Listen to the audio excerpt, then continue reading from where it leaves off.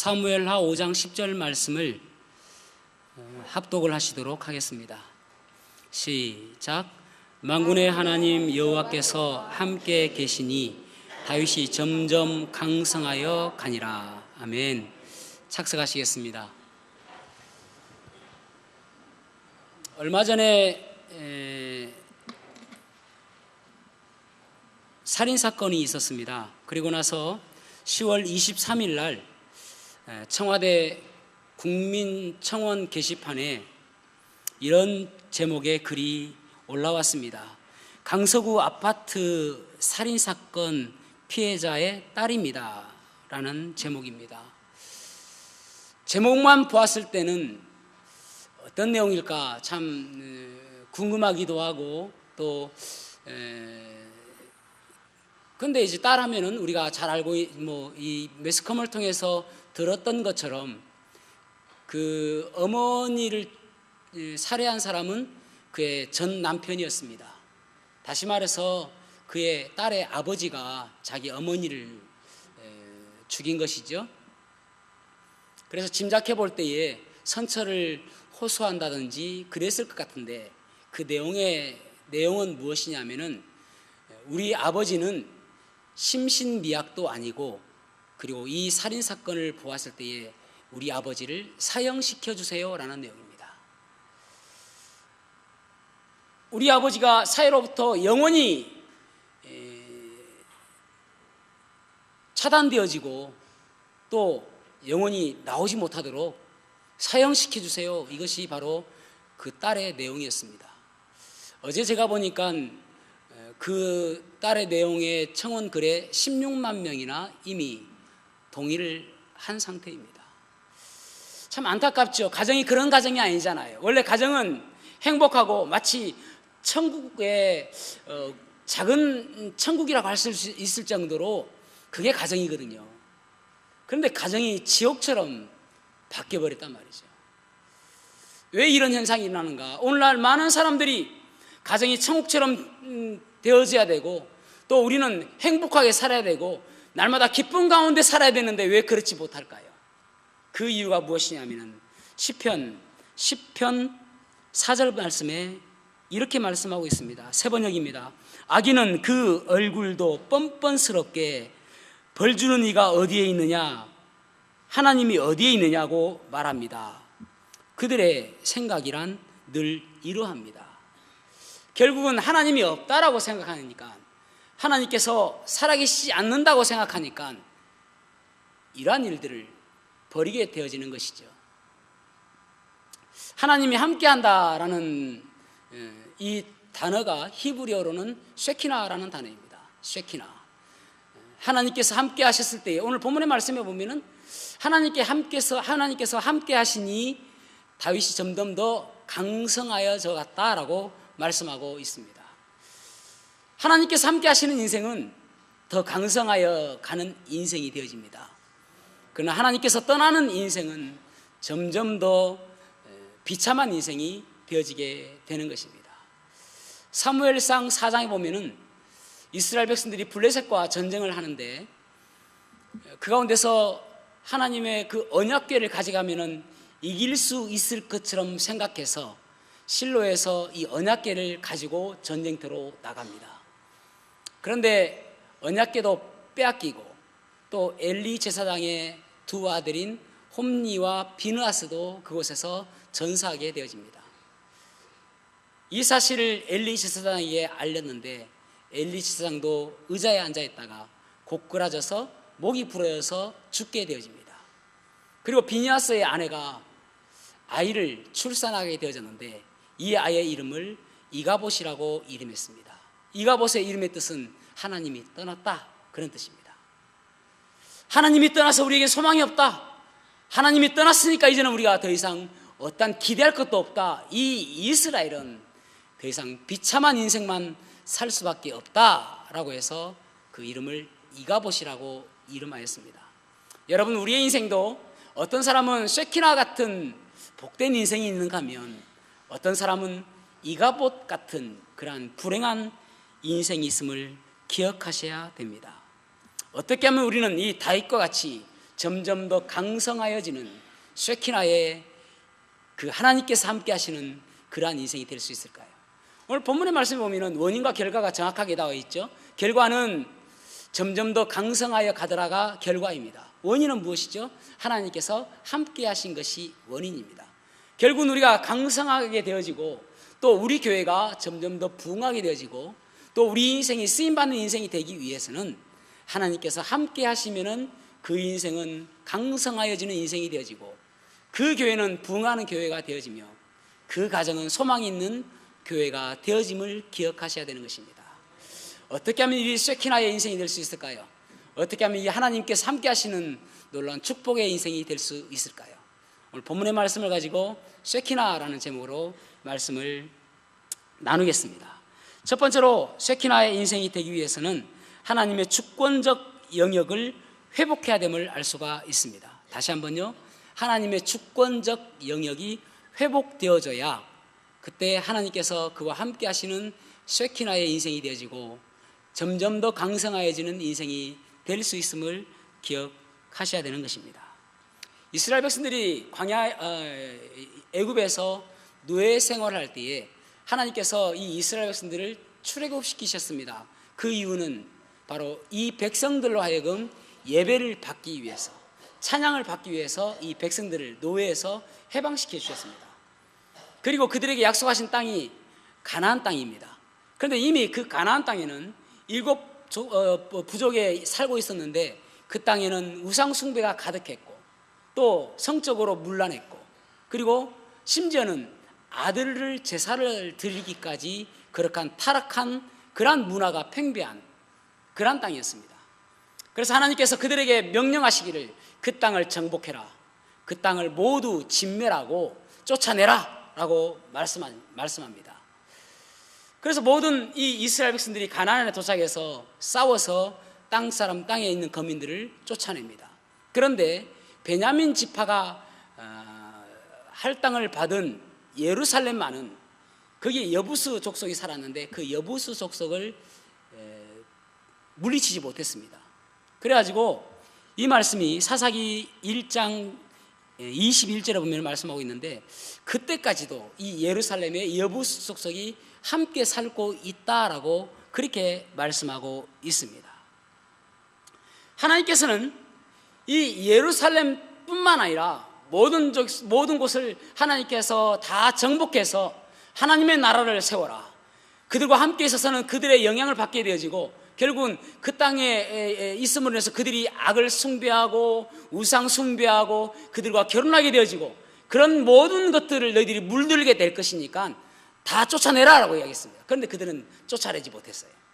창세기 보면 하나님께서 사람을 창조하시고 그들에게 명령하시기를 생육하고 번성하여 땅에 충만하라, 그리고 그 땅을 정복해라 말씀하고 있습니다. 다스리라라고 말씀하고 있죠.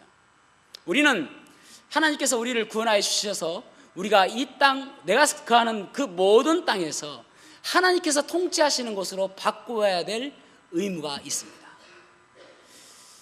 로마서 3장 23절에 보면은 모든 사람이 죄를 범했으며 하나님의 영광에 이르지 못한다라고 말씀하고 있습니다. 우리는 모두가 다 죄인이었습니다. 그런데 하나님께서 우리가 모두가 다 그 죄를 가지고 그 죄값으로 지옥 가는 것을 너무나도 안타깝게 생각하셔서 예수 그리스도를 이 땅에 보내주심으로 인하여 그 예수님께서 우리의 모든 죄에 대한 대가를 십자가에서 달려 돌아가심으로 인해서 치르셨습니다. 그러므로 인해서 우리가 구원받게 되십니다. 그리고 나서 우리가 첫 번째로 하는 것이 무엇이냐면은 내가 그 예수님께서 나를 위해서 십자가에 달려 돌아가심으로 인해서 나의 모든 죄가 예수님께서 해결하여 주신 것을 믿습니다라고 고백하면은 그 다음에 하는 일이 무엇입니까? 예수님을 내 마음의 주인으로 모시는 것입니다. 주님, 이때까지는 내가 주인으로 살았지만 이제는 주님께서 내 마음에 들어오셔서 나의 주인이 되어 주십시오라고 주님을 내 마음에 모시는 것입니다. 그게 끝인가요? 그것으로서 우리는 할 일을 다 한 것입니까? 하나님께서 사람을 만드실 때에 하나님의 형상으로 만드셨다라고 말씀하고 있습니다. 그 당시 하나님의 형상으로 만들었다는 그 의미는 무엇이냐면은 어느 땅에 갔을 때에 이 땅을 다스리는 왕이 누구인가를 알려면은 그 땅에 있는 큰 그 신상, 큰 모형, 사람의 모형을 만들어 놨는데 그것이 그 땅을 다스리는 왕의 모형이었습니다. 그것을 바라보면서 이 땅은 저 사람이 다스리는 땅이구나라는 것을 알게 되는 거예요. 그런데 하나님께서 우리를 하나님의 형상으로 만들었다는 것은 내가 거하는 그곳에서 하나님께서 다스리는 곳이 이 땅이 되는 것이구나. 내가 어디에 거하든 간에, 여러분, 국가의 3요소는 주권과 국민과 영토입니다. 내가 그곳에 하나님의 국민으로서 그곳에 있고 하나님께서 다스리는 주권이 있으면 그 땅은 하나님의 땅이 되어지고 하나님의 나라가 되어지는 것입니다. 그것이 우리에게 하나님께서 원하시는, 하나님의 우리에게 정복을 원하시는 그런 명령이란 말이에요.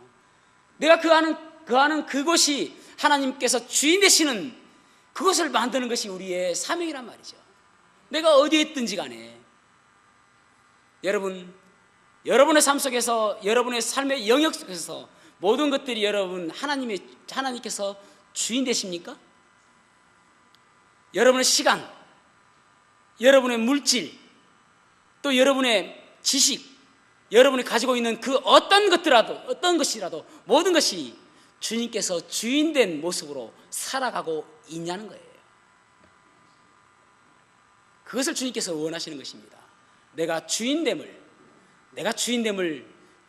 통치할 수 있음을 선포하며 살아라.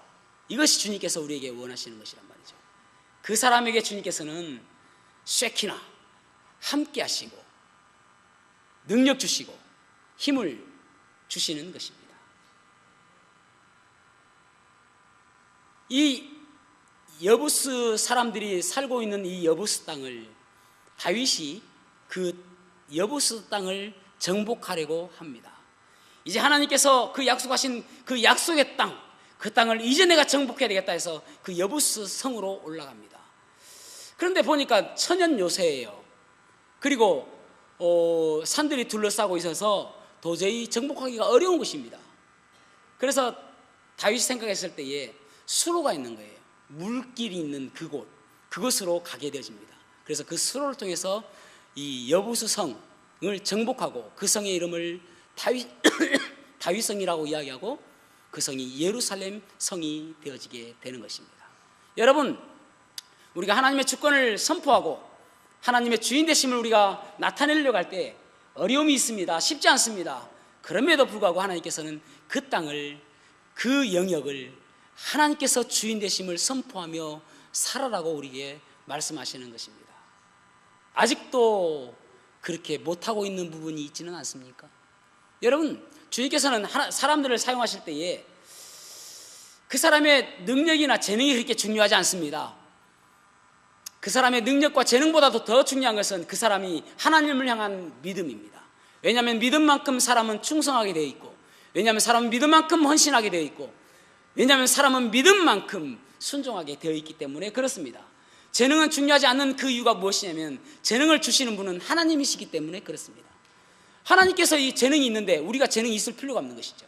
필요하다면 재능 주시고, 필요하다면 물질 주시고, 필요하다면 환경을 조성해 주시는 거예요. 그래서 우리가 가지고 있는 재능보다도 더 중요한 것은 내가 하나님을 향한 신뢰함, 하나님을 향한 믿음, 이것이 더 중요한 것입니다. 예수님의 제자들 가운데 똑똑한 사람이 가룟 유다입니다.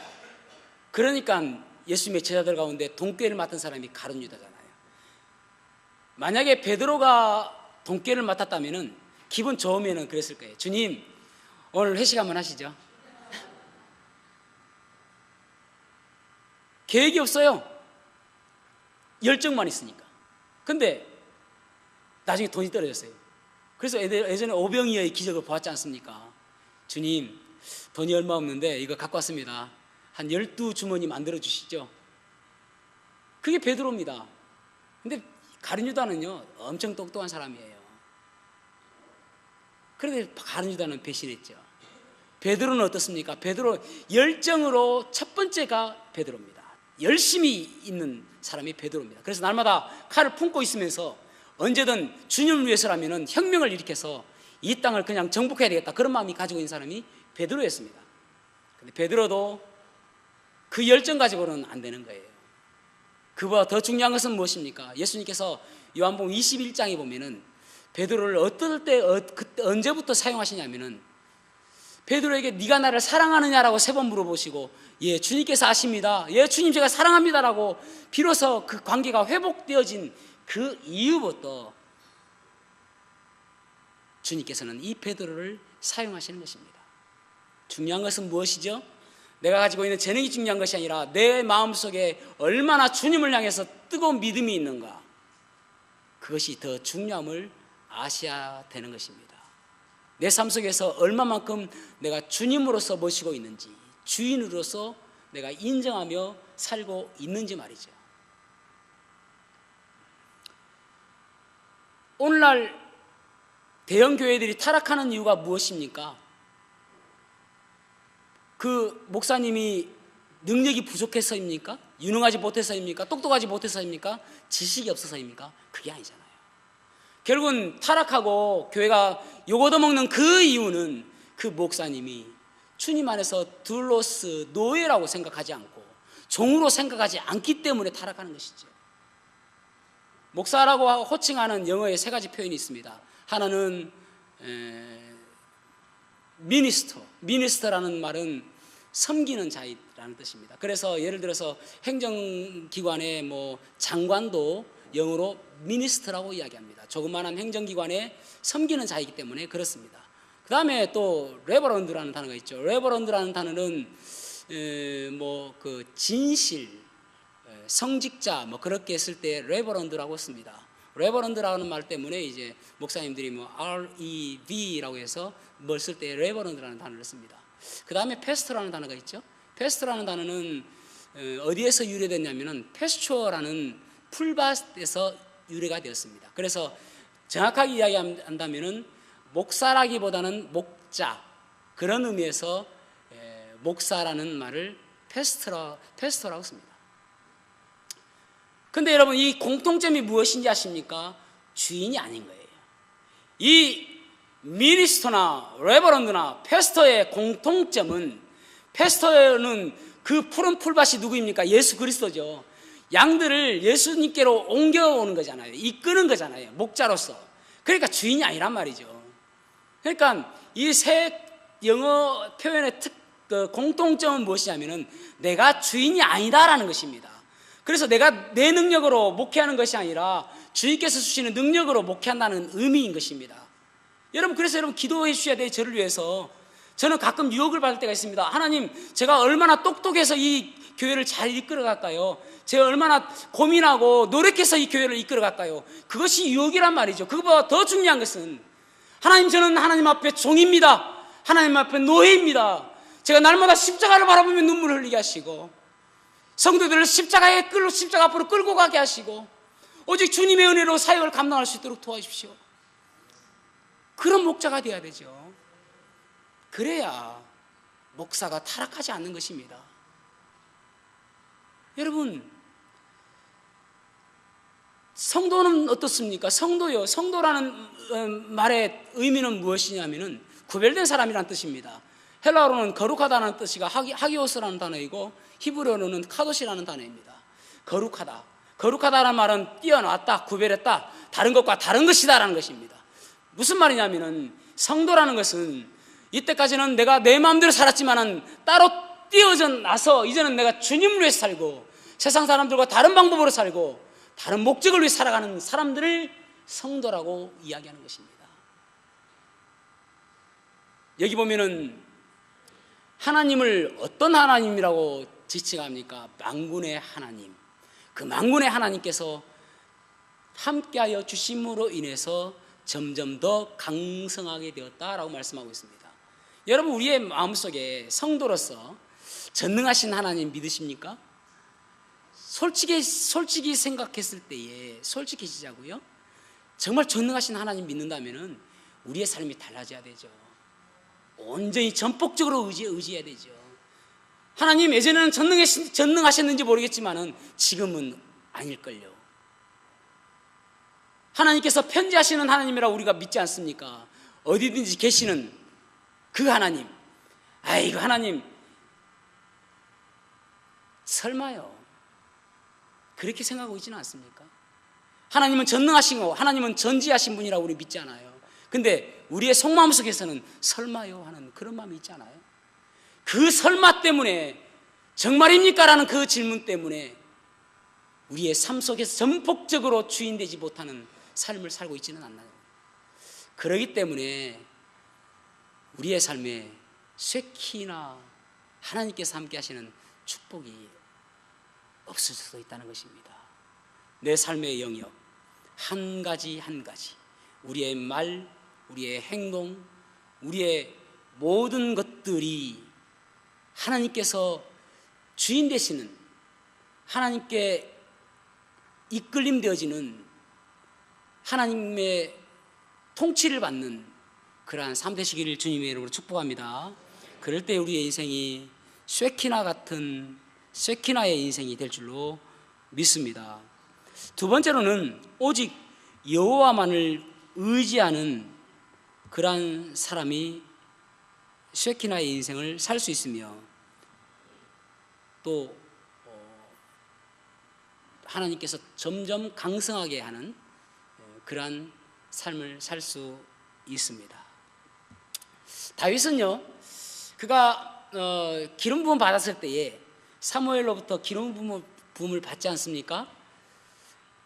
그때에 사무엘이 그에게 이야기하지 않습니까? 다윗의 왕이, 그 이스라엘의 왕이라고요. 그러면은 스스로 생각할 때 나는 이제 왕이다라는 생각을 가지지 않겠습니까? 나는 이제 왕이다라고 생각하고, 하나님 제가 얼만큼 기다릴까요? 라고 생각하겠죠.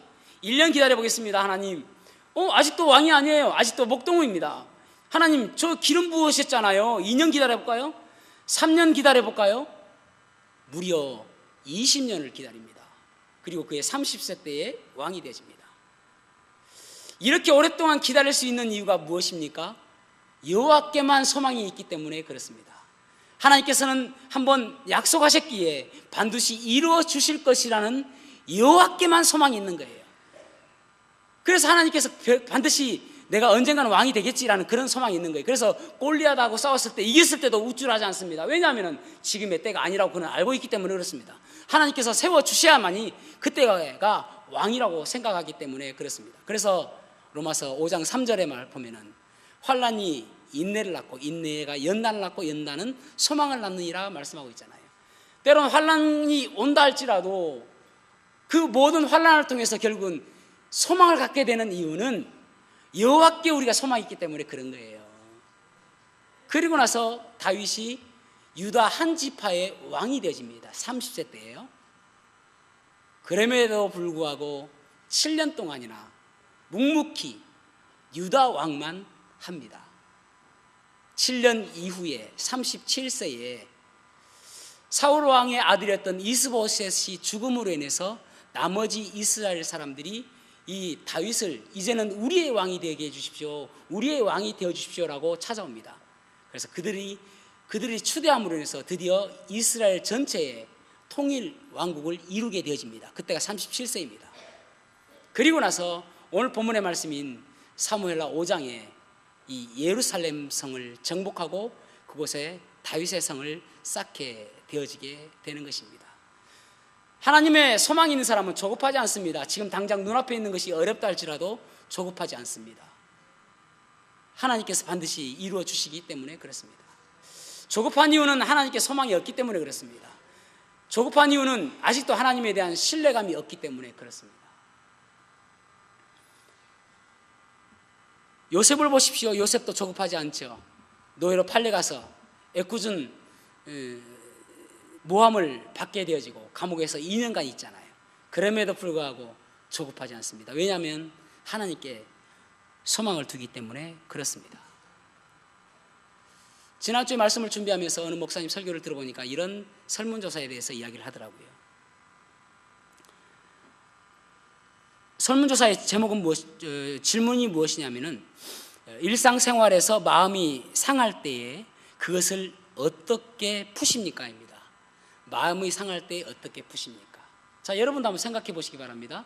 여러분들은 마음이 상할 때에, 속상할 때, 기분 나쁠 때, 울고 싶을 때 무엇으로 푸십니까? 거기 설문조사에 의하면 20대의 1위는 술을 마신다, 2위는 디스코테에 가서 춤을 춘다. 3위는 노래방 가서 노래한다. 뭐 그런 내용입니다. 30대에서 40대는 1위는 맨날 술이야. 술을 마신다. 그 다음에 두 번째가 좀 특이해요. 결혼해서 그런지 집을 나간다. 세 번째는 자동차 드라이브를 한다. 근데 재밌는 것은 부작용은 무엇이었나요? 부작용. 맨날 술 마셔서 속이 쓰리다. 또 노래방 가서 노래를 너무 많이 해가지고 그 다음날 이분일 것 같다. 또 교통사고가 났다. 뭐 이런 것들이 부작용이에요. 그런데 좋은 방법이 무엇인가, 가장 좋은 방법은 무엇이라고 생각하는가 라고 했을 때에 대부분 사람들의 대답이 무엇이냐면은 좋은 친구를 얻는 것이다. 그래서 친구에게 터놓고 이야기하면은 풀릴 것 같다라는 것입니다. 그래서 정말 짠한 질문이 무엇이냐면은 당신에게 그런 친구가 있느냐는 거예요. 그런데 놀랍게도 92.5%가 나는 그런 친구가 없습니다. 단지 7.5%만이 그런 친구가 있습니다입니다. 그래서 이 92.5%는 이 문제를 해결하는 데 있어서, 마음이 상했을 때에 해결함에 있어서 술을 마시고 춤을 추고 노래방을 간다든지 그것을 통해서 해소를 한다는 것이죠. 그런데 결국은 그것이 문제를 해결한 것이 아니라 목이 아프고 또 속이 쓰리고 그런 결과를 가져왔다라는 것입니다. 여러분, 이 시대에 많은 사람들이 이러한 고민 가운데 살아갑니다. 날마다 슬픔 가운데 살아가는 사람들도 있고요. 이 92% 사람처럼 어떻게 해소할지 모르는 가운데 살아갑니다. 성경은 이와 같은 상황에 대해서 이렇게 말씀하고 있습니다. 이사야 40장 30절에서 31절요. 소년이라도 피곤하며 곤비하며 장정이라도 넘어지며 쓰러지되. 여기 30절까지가 많은 사람들의 공통점입니다. 피곤하고 또 곤비하며 넘어지고 쓰러지는 인생. 여기까지 끝나는 인생이 얼마나 많은지 모른단 말이에요. 이 가운데서 여러분 걱정하고 있습니까? 고민하고 있습니까? 힘들어하고 있습니까? 지쳐 있습니까? 이 가운데 30절까지 끝나는 인생이 얼마나 불행한 인생입니까? 그런데 이 31절에 놀라운 축복의 말씀이 있는데, 오직 여호와를 앙망하는 자는 새 힘을 얻으리니 독수리가 날개치며 올라감 같을 것이요 다른 박지라 해도 곤비하지 아니할 것이요. 피곤하지 않단 말입니다. 걸어가도 피곤하지 아니하리로다. 해결책이 무엇이냐면은 여호와를 바라보는 거예요. 30절까지 끝나는 인생이 얼마나 많은지 몰라요. 그런데 30절까지 끝나는 인생으로 끝나는 것이 아니라 여호와를 바라보게 되어지면은 마치 독수리가 날개쳐 올라감 같을 것이라고 말씀하고 있잖아요.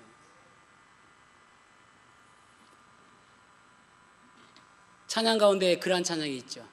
힘들고 지쳐 낭망하고 넘어져 일어날 힘 전혀 없을 때에 조용히 다가와 손잡아 주시며 나에게 말씀하시네.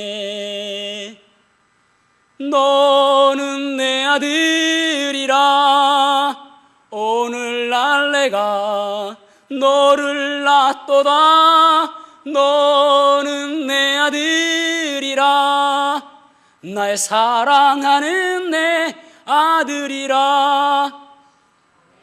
이 찬양 들으니까 디모데 반 내 아들이라 그 중간에 화음을 내야 될 예. 힘들고 지쳐 있을 때 우리의 눈이 어디를 향해야 하면은 여호와를 앙망해라. 여러분 아직도 주님을 모르시는 분 계십니까? 여러분의 눈을 여호와를 바라보시기 바랍니다. 그러면 마치 독수리가 날개쳐 올라감 같을 것이요라고 말씀하고 있잖아요.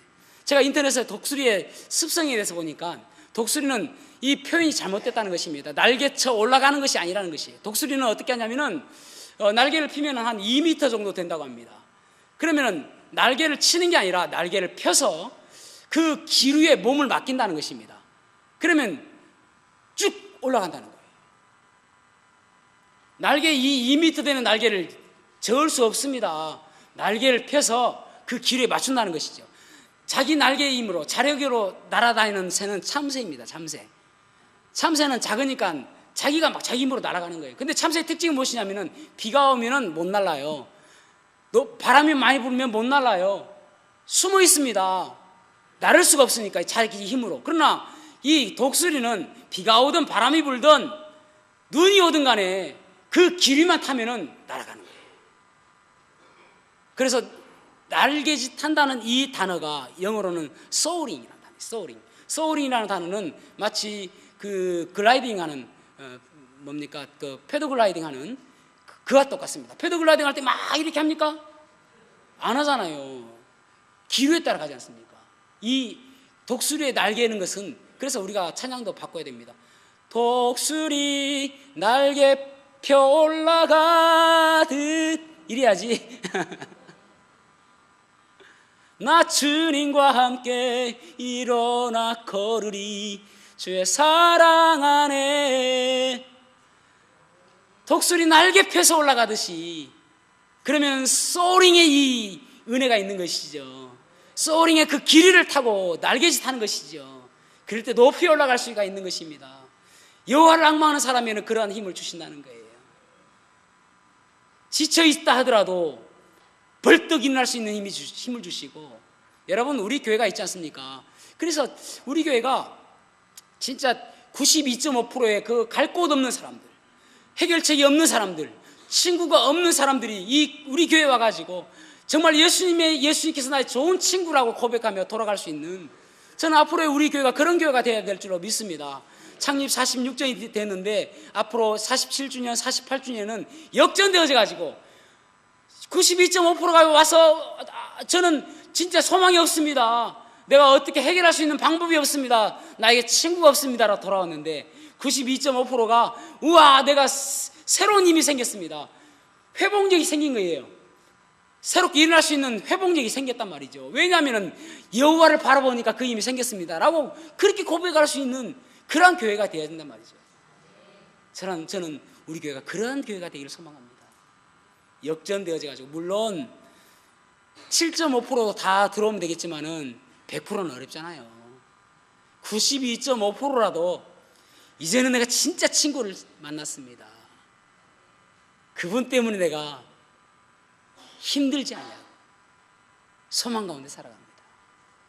주를 바라보는 사람은요, 소링의 은혜가 있고요, 그것이 바로 참새 같은 인생이 아니라 독수리 같은 인생이 되어지게 되는 것입니다.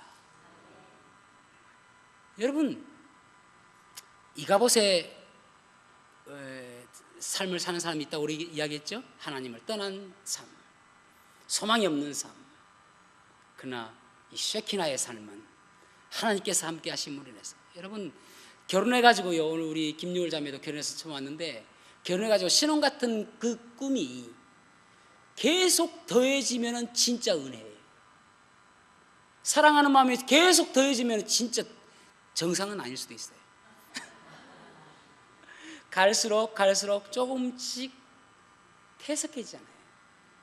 그런데 하나님께서 뭐라고 이야기합니까? 한꺼번에 강해지는 게 아니라 점점 강해진다고 말씀하고 있잖아요. 그것이 바로 쉐키나의 은혜거든요. 하나님께서 함께 하심으로 인해서 우리 김여울 자매 가정도 더욱더 하나님의 큰 축복 가운데 점점 강성해지는 가정 되시기를 축복하며, 또 성도 여러분 모든 가정들이 하나님께서 그 만군의 하나님께서 함께 하심으로 인해서 쉐키나의 은혜가 풍성이 있는 그러한 가정과, 또 우리 교회도 이 쉐키나의 은혜가 있는 그러한 교회가 되기를 소망합니다. 기도하시겠습니다.